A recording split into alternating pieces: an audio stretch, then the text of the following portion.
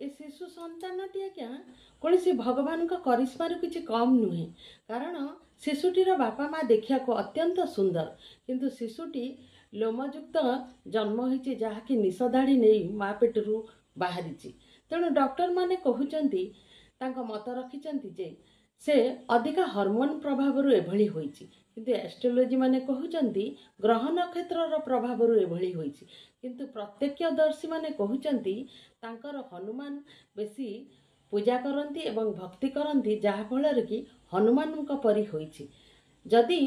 एकथा सत ताहले कमेंट आसी जय श्री हनुमान बोली लिखिदेवे किंतु मुझे गोटे मत रखुची जहाँ विधिर विधान थी ताकू कहीं केबे आड़े दे पारिबेनी जहाँ घटवार थी से निश्चय घटब तेणु जहाँ हेले भी शिशुटी भगवान सदृश्य होइछि जेतेबेले जय श्री हनुमान बोली लाइक टे कर दियंतु।